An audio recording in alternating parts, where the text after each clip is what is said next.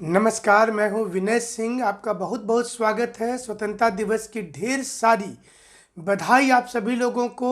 और ये बता दें कि आज खास विश्लेषण करेंगे। झारखंड में नया लोगो आया है, नया प्रतीक चिन्ह आया है और नई उम्मीदें भी आई हैं। स्वतंत्रता दिवस के मौके पर आज ये बताना चाहेंगे कि झारखंड में जिस प्रकार से नया लोगों का एक स्थानांतरण हुआ, पुराने लोगों को हटा करके नई चीज़ें, नया कॉन्सेप्ट लेकर के नई सरकार आई, इसी उम्मीद में अब झारखंड के युवा भी बैठे हुए हैं। उनकी भी तकदीर और तस्वीर बदल जाएगी। जिस प्रकार से नए लोगों के साथ में नई व्याख्या आई, काफ़ी सुंदर लगा, अच्छा लगा। और इसी प्रकार से झारखंड राज्य आगे समृद्धि की ओर विकास करता रहे। यहाँ के युवा भी यही सपना संजोए बैठे हैं कि उनका कुछ तो होगा। तो चलिए पहले शुरुआत कर लेते हैं नए लोगों से और इसके बाद बात करेंगे कि झारखंड में चुनौतियां सरकार के पास क्या होंगी। क्या टेट पास वाले को अब नई उम्मीद जगेगी? क्या पंचायत सचिव के अभ्यर्थियों का नया उम्मीद होगा? क्या जेपीएससी के अभ्यर्थी अब लगातार परीक्षा लिख पाएंगे? क्या जेएसएससी लगातार परीक्षा ले पाएगी? तमाम चीज़ों पर हमारी नज़र होगी। लेकिन सबसे पहले आपको बता दें कि नया राज्य चिन्ह जो भारत सरकार से परमिशन लेने के बाद झारखंड में आज से शुरू हो रहा है, चक्राकार जो रूप है यह दिखाता है कि झारखंड प्रगति की ओर है, हमेशा निरंतर आगे बढ़ रहा है, डेवलपमेंट हो रहा है। झारखंड में यहाँ का हरा रंग को भी इसमें रखा गया है, जो यहाँ के सरंडा जंगल, वन संपदा और पूरी झारखंड की तस्वीर को बयां कर देता है।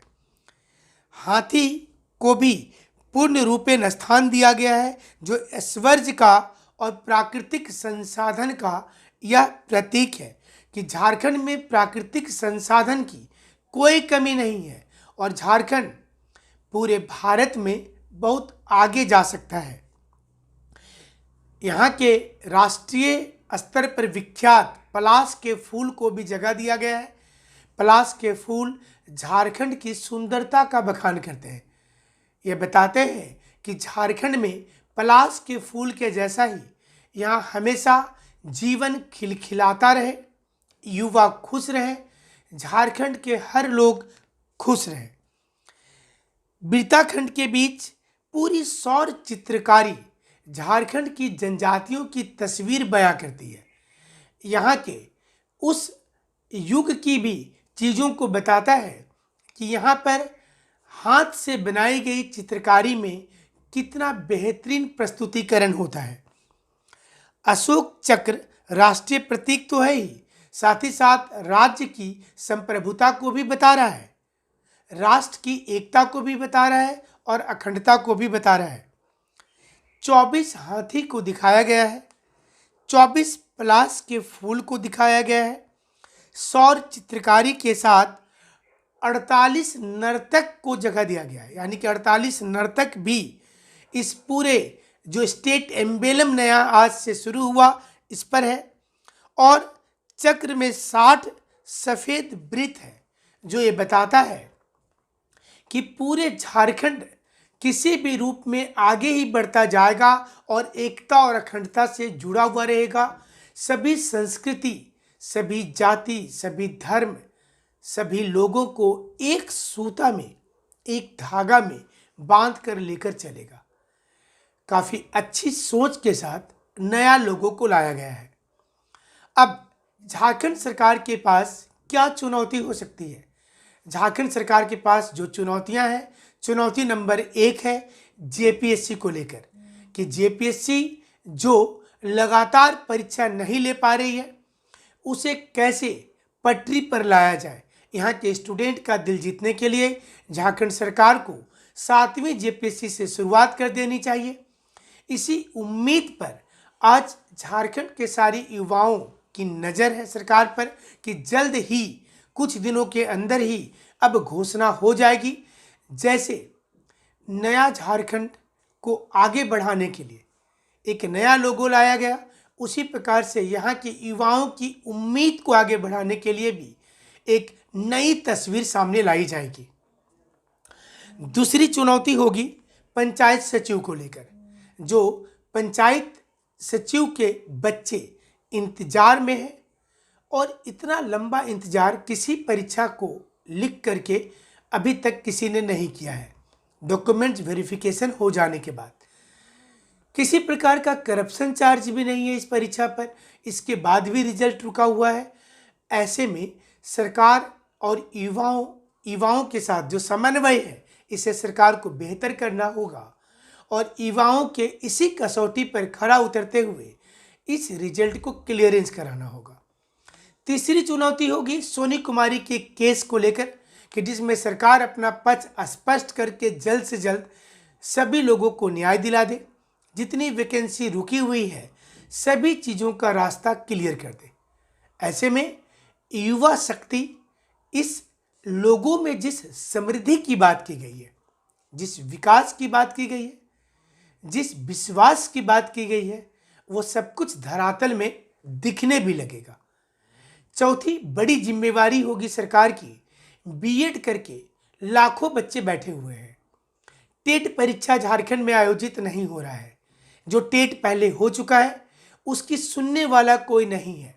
ऐसे में सरकार से ये उम्मीद की जाएगी कि उनको सुनने वाला कोई हो और उनको समझने वाला कोई हो। सवाल ये उठता है कि क्या आने वाले समय में झारखंड की सरकार जिस प्रकार से नए रूप में नया लोगों को लाई है, अब युवाओं के उम्मीद पर खरा उतर जाएगी। चौथी चुनौती होगी पारा शिक्षक और आंगनबाड़ी सेविकाओं के दिल जीतने का, क्योंकि ये सारे लोगों ने इस सरकार से काफ़ी उम्मीद लगाई थी और यही कारण है कि अभी भी इनका भरोसा बरकरार है और ये चाहते हैं कि इनके बारे में सरकार अच्छी अच्छी घोषणाएं कर दे। सरकार ये बता दे कि इन्हें स्थायीकरण कब किया जा रहा है, कमेटी की सिफारिश रिपोर्ट कब आएगी, कैसे सब कुछ होगा, ये भी इनकी निश्चित रूप से मंशा होगी। अगली चुनौती होगी झारखंड सरकार की 1932 के खाद्यान्न को लेकर। 1932 का खाद्यान्न ठीक स्वतंत्रता दिवस समारोह के कुछ दिन पहले से चर्चा में आ गया। हालांकि सरकार बनने के बाद ही कई बार ये चर्चा में आया था, लेकिन उस समय में ऐसा नहीं लगता था कि ये दोबारा फिर से ये उस थैले से बाहर निकलेगा जहां रखा हुआ है। लेकिन एक बार फिर से सरकार के मुखिया ने ही 1932 की खाद्यान्न को करके सभी को चौंका दिया है। ऐसे में युवाओं के मन में ये डर भी सता रहा है कि 1932 की बात करके कहीं नौकरी को रोकने की तो कोई योजना नहीं है, कहीं ऐसा तो नहीं है कि जो हाल में एक खबर पूरे रूप से प्रचारित हुई थी कि 3 साल तक कोई नौकरी नहीं मिलेगी, जिसमें बाद में मुख्यमंत्री को अपने ट्विटर हैंडल से सफाई देनी पड़ी थी कि उन्होंने ऐसा कुछ भी नहीं कहा है कि नौकरी नहीं दिया जाएगा। क्या वो चीज़ हो जाएगा? दूसरी ओर इतनी चिट्ठी लोगों ने विधायक को लिखा है, मंत्री को लिखा है, विधानसभा के कई अधिकारियों को लिखा है। इन सभी का अब क्या होगा? क्या आने वाले समय में जिस प्रकार से इस लोगों से उम्मीद है लोगों को, यानी कि जो झारखंड राज्य का नया स्टेट एम्बेलम आया है, नया स्टेट एम्बेलम में कई अच्छी अच्छी चीज़ें दी गई हैं, कई चीज़ों को बताया गया है। क्या यही उम्मीद यहाँ के युवा करेंगे कि स्वतंत्रता दिवस समारोह के बाद उनके दिलो दिमाग में जो टेंशन है युवाओं का, क्या ये दूर हो जाएगा? हम उम्मीद करते हैं कि झारखंड की सरकार युवाओं के बारे सोचेगी, उनके लिए जॉब तलाशेगी, नौकरी के विकल्प और दरवाजे खोल देगी और अगर कोई समस्या है तो उसे भी बताएगी कि किस प्रकार की समस्या है, अभी कितनी वैकेंसी लाई जा सकती है, जेपीएससी इस बार करवाने की उनके लिए है, उनकी इजाज़त है या नहीं है, करवाने में किस प्रकार की दिक्कत और चुनौती है, कमेटी की रिपोर्ट को लेकर क्या दिक्कत आ रही है। अगर सरकार खुलकर बात करेगी, सरकार खुलकर अपना विचार रखेगी तो संभवतः झारखंड के करोड़ों जनता उनके साथ खड़ा हो जाएंगे, क्योंकि जनता ये सुनना चाहती है, समझना चाहती है कि आप उनके लिए कुछ कर रहे हैं। समारोह से ज़्यादा आज ज़रूरत हो जाता है युवाओं का दिल जीतने का और करोड़ों जनता के उस आशान्वित चीज़ों पर खरा उतरने का जिसके लिए सरकार का गठन किया जाता है, चाहे वो किसी भी राज्य में हो या केंद्र में हो। आप हमारे साथ जुड़े रहेंगे, नए मुद्दे और आपके मुद्दे को हम हमेशा उठाते रहेंगे। हमसे जुड़ने के लिए आप सभी का शुक्रिया, धन्यवाद। एक बार फिर से स्वतंत्रता दिवस के लिए बहुत सारी हार्दिक बधाई।